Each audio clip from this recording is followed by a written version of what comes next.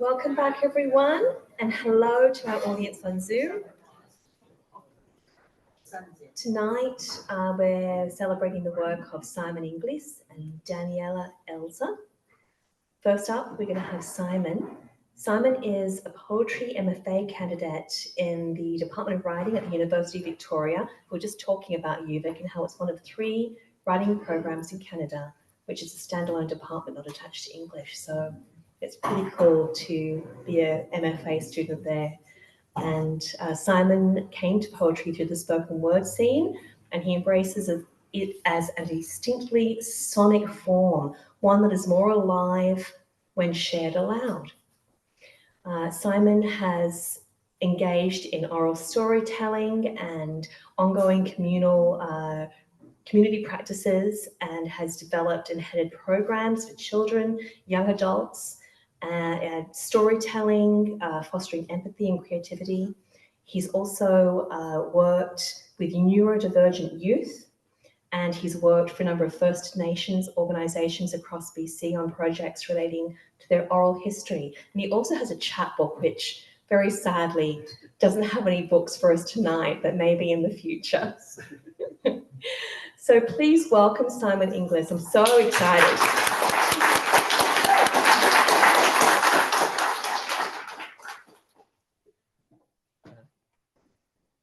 Really honored to be reading for you all tonight, and thank you, Kieran, for inviting me. Where are we at? Where are we at, people? Yes, good? Okay. You're reading from my chapbook, the aforementioned one that I did not have copies to sell tonight, unfortunately, entitled Stories for Lost Boys. Yeah, I'm just going to jump right in with the first poem entitled The View from Dodge Cove. Fingers cloak a tin cup, blue and speckled white, resting on the weathered sill. Single-paned window stained with fog and morning rain. He spent the last year living in the old doctor's house, clotted with the smell of bitter iron, wood smoke, and cheap coffee, swirling in the lidless pot, itself haloed just off-center by a ring of orange, rusting like the muskeg that crowns the island's sunken spine. Out past the window, he watches houses slump to join the forest of salt-trunk pilings, jutting from the crooked sea. The pier still grasping silent for its mate across the bay, where he slipped down the boat ramp on the way home from another night at Moccasin Square Gardens. A drunken imitation of when, as a kid, he clambered onto a sled beside his brothers on the hill above their house after freezing rain, and they set themselves flying out into traffic. His brothers tumbled off along the way, cackling with joy and fear, leaving him to trudge back up the hill alone. He knows the years hang heavy across the bay, and that if he went looking, he would find the house they shared pulled beneath a gravel lot, with no sign left to mark its sinking. He doesn't clasp the loss of that unspeaking place, but swells to know that of his brothers, he's the only one to come so close to making it back home.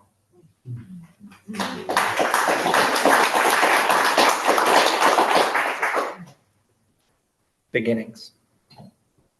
The boy grew up by the sea, in a house whose walls were stuffed with pre-war newspaper and post-war centerfolds of Marilyn Monroe. He had a dog, of course, chased its tail through fields of spear grass and chased its hair off church clothes he hoped to never wear.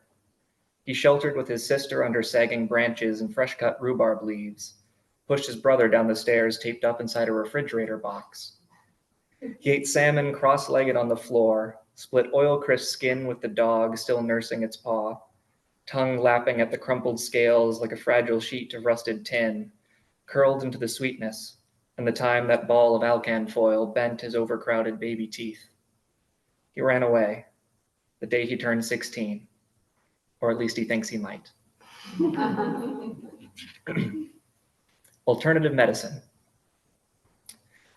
Last night I told him that I miss my days spent running barefoot over bee stings, ripping dandelions from the verge to stuffing golden fistfuls down my throat to cure myself of being truthful. Until I remembered how my teacher came to see me as an angry child. This next one's titled Saturday Morning with My Father. Every weekend in summer, I would find myself standing next to Prometheus at a garage sale. This time somewhere between the berry flat of bootleg tapes and another tired joke about something Hemingway had never said. Resplendent in his tucked-in t-shirt, socks, sandals, and cut-off jeans, he is sunshine and liver spots. Holding court from a sagging lawn chair, plastic cracked and spattered lichen gray, pretending not to see the eagle watching him from its perch between the power lines. Prometheus calls me over. Morning sun glinting off his clip-on sunglasses and the metal fillings between his molars that always shine the brightest when he laughs. We talk about campfires. On nights so dark they seemed like they were the only thing that kept the stars from landing in our hands. About tossing beer cans into furnace coals and watching them turn to butterflies of brittle chalk. About shaving down candles with a butter knife so they would fit the menorah. We don't talk about the fire that would one day tear through the belly of my uncle's house, or about the boxes he still won't have opened by the time my aunt dies a decade later. Instead, he fishes a coin purse from his pocket, a rainbow, knitted around a stash of quarters, silver dull and finger filthy, and barters for a floor lamp, just like the one I'll take with me when I leave home at 19, but without the clumsy maypole lean. As I struggle to load it in the car, I look back to see my father, beside a hungry eagle, feeding it pate. Selkies. I didn't learn to swim until I was 10 years old. Spent my summers planted on the floating dock while others crashed into the glassy surface of the lake. They would swim out to the Forbidden Island, where the whaler's shrine used to be, rise from the water grinning in their awkward, half-formed grace, tearing free their cloaks of pale and freckled skin, bloody and raw in each other's company. I clutched at barking laughter and wondered at the quiet moments, trying to guess the shape of the stones they kept beneath their tongues. I have made the crossing since, when the night air hymns itself with rain. I cast myself blind into their fading wake, but every time I reach the shore, I find myself alone. Incubating. Most nights, I dream of water, cold and curling past my feet, planted on what might be asphalt or river stones. I trace friars' lanterns across the surface, headlights belly crawling through an orchard of salmon bones. Look for answers tangled in the threads of birth rot and seagull song.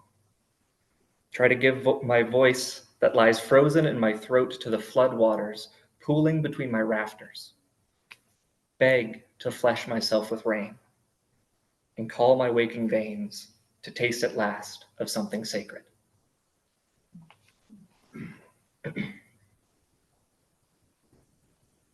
Outward. He left the day the attic flooded, packed a duffel bag with hand-me-downs, and tried not to think about how it smelled like sodden cigarettes. That year the summer turned the road to plumes of hungry dust that brushed his skin with ochre and filled his breath with stubborn grit.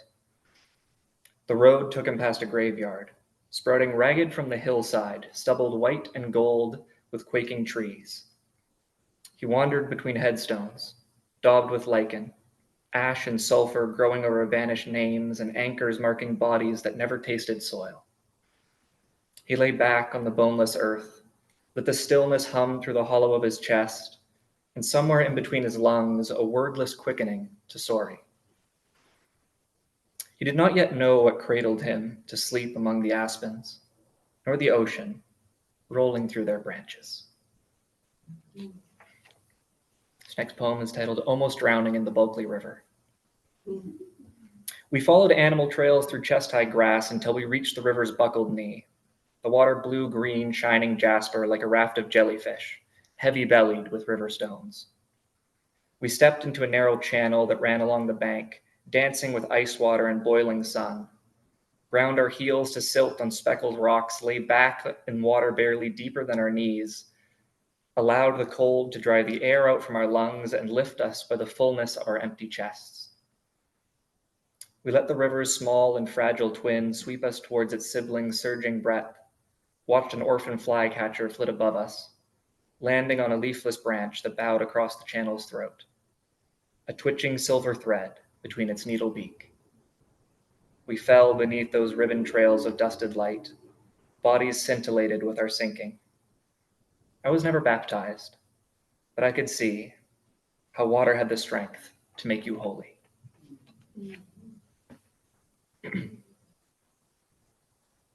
Visiting my grandfather. You ever walk into a house and feel yourself wanting to ask if they got a discount for being so goddamn haunted?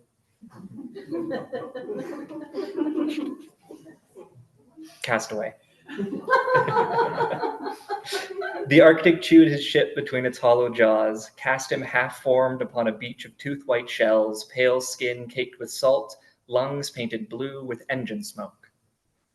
He walked barefoot, through brief gardens that bubbled from the moaning earth, split his gums on bison meat and knuckles over stranded bone, until he collapsed beneath the lidless sky and witnessed the horizon bending with its weight. No prayer passed his lips, but in that tongueless place at last, he drank deep the gaze his father's voice could never name.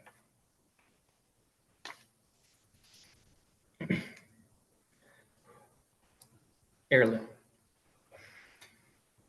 My grandfather died alone, wrapped in frayed wool blankets on a rented bed in his living room.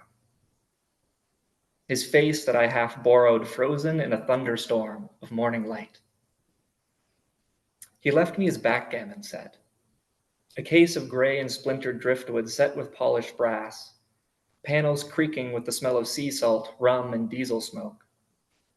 Rows of pieces resting like bony fingers, coarse and brittle as his own, entombed beside a painted field of black and vaulted icebergs, staring hidden back at me. From the case half buried on a shelf, they linger like his voice, forgotten in a way that never seems to leave. He claimed we were related to Amundsen, who found the North Pole and 2 years later disappeared into the Barents Sea. So every day I play against the empty space he might have filled and question if it's his way of telling me he wished he'd done the same. Our family does not dig graves. Instead, we count the days the dead stick to our clothes and try not to worry about our laundry, turning into another act of forgetting.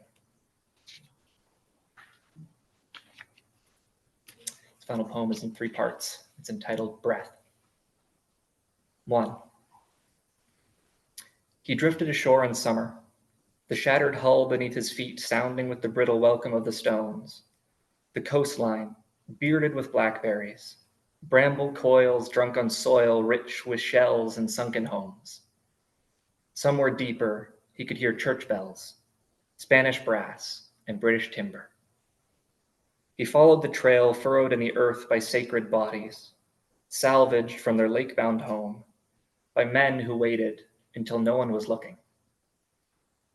In another 120 years of absence, the museum website will still list them as yet to be displayed. 2. He was drawn by bald and stubborn roots until they plunged into the amber lake where he would spend years refusing to relearn how to swim. The island at its center floating crooked, made hollow by its uproot, yet still more sacred than a name could bear. In the years to come, he will sometimes wonder if the blessing lingers in the moments when a boy raises his fist to the air, dripping golden light, a tiny dappled fish writhing between his fingers. So he waited and savored the fading sun, richness rising from the cooling earth, the first touch of nightfall dancing across his skin. 3. He dreamed of home, that never place, set adrift somewhere between the dozen houses where he had learned to fear. He was falling, naked, into unremembered arms, cradled as if by an ocean boundless and divine. They lay him on a bed of gentle breath and cedar branches, a slow unwinding of the knot between his lungs. And for the first time, since he set himself adrift, he allowed himself to breathe. Thank you.